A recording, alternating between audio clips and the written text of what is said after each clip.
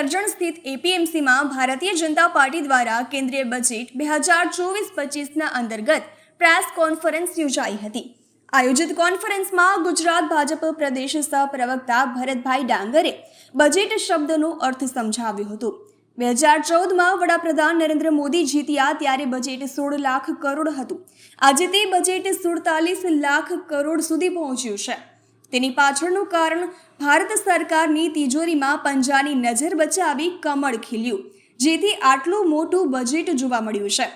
ભારતનો મોંઘવારી દર માત્ર 5% જ છે, જ્યારે ઓસ્ટ્રેલિયાનો વિકાસ દર હાલ 1.1%, કેનેડા 59%, અમેરિકા 2.90%, ભારત 78% વિકાસ દર છે। નરેન્દ્ર મોદી પ્રધાનમંત્રી બન્યા ત્યારે કૃષિનું બજેટ 2014માં 25,000 કરોડનું હતું। આજે 150 લાખ કરોડ બજેટ નક્કી કરવામાં આવ્યું હતું। ભારતને બધી રીતે મજબૂત બનાવ્યું છે। 1947માં બજેટ 171 કરોડ હતું।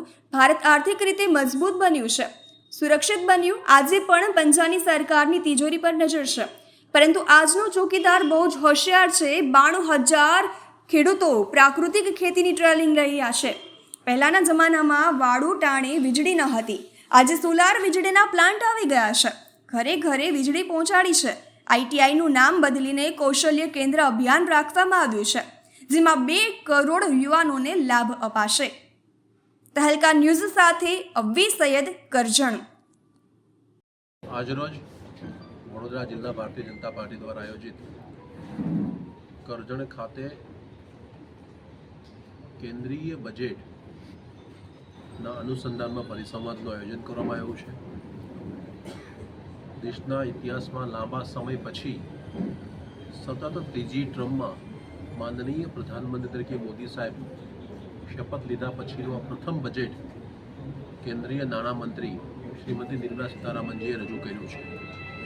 આપણે સૌ જાણીએ છીએ કે આ બજેટ સર્વસ્પર્શીય, સર્વગ્રાહી, સર્વે સમાવેશક બજેટ તરીકે સમગ્ર દેશના નાગરિકોએ આને આવકાર્યું છે।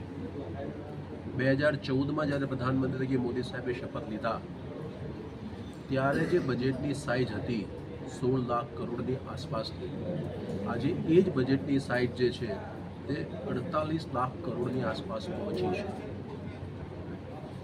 વિભાગો પ્રમાણે વાત કરવા જઈએ તો જ્યારે મોદી સાહેબે દેશનું સુકાન 2014માં સંભાળ્યું ત્યારે કૃષિ પ્રધાન દેશમાં કૃષિ બજેટ એ માત્ર 25,000 કરોડ કરતાં પણ ઓછું હતું। આ વખતે એ કૃષિ બજેટ જે છે તે 1.5 લાખ કરોડ કરતાં વધારે થયું છે। આ બજેટની અંદર કૃષિના વિષયોની પણ ચિંતા કરવામાં આવી છે। પ્રાકૃતિક ખેતી તરફ કેવી રીતે ખેડૂતો વળે એના માટેનો સતત પ્રયાસ થયો છે। ટ્રેનિંગ માટેની પણ યોજનાઓ કરવામાં આવી છે। સાથે સાથે આ પહેલું એવું બજેટ છે કે જે બજેટની અંદર સર્વાધિક મહત્ત્વ એ યુવાનોને રોજગારીમાં આપવામાં આવ્યું છે। એ નવી આઈટીઆઈ ઇન્સ્ટિટ્યૂટ એટલે કે કૌશલ્ય સંવર્ધન કેન્દ્રો એટલે કે સેન્ટર ઓફ એક્સિલન્સના માધ્યમથી હોય, એમને સ્ટાઇપેન્ડ આપવાનું હોય, નોકરીની તકો આપવાની હોય, ઈપીએફઓના માધ્યમથી એમને રોજગારી પૂરી પાડવાનું હોય, આ બધા જ પાસાઓનો આમાં સમાવેશ કરવામાં આવ્યો છે। શિક્ષણને પણ ખૂબ ભાર મૂકવામાં આવ્યો છે। આપણે સૌ જાણીએ છીએ કે ઇન્ફ્રાસ્ટ્રક્ચરની દ્રષ્ટિએ પણ આજે ભારત એ વિકસિત રાષ્ટ્રોમાં પહોંચ્યું છે। એટલે આવા અસંખ્ય પાસાઓ છે, જે પાસાઓની છણાવટ આજે અમે વડોદરા જિલ્લાના સૌ આગેવાનો સાથે કરીશું। આ કાર્યક્રમમાં મારી સાથે જિલ્લાના અધ્યક્ષ સતીશભાઈ પટેલ ઉપસ્થિત છે, જિલ્લાના મહામંત્રી ડૉક્ટર વિજય બ્રહ્મભટ્ટ, યોગેશભાઈ, સૌ પાર્ટીના પદાધિકારીઓ અને સર્વે જિલ્લાના પ્રબુદ્ધ નાગરિકો, ભાઈઓ અને બહેનો ઉપસ્થિત છે।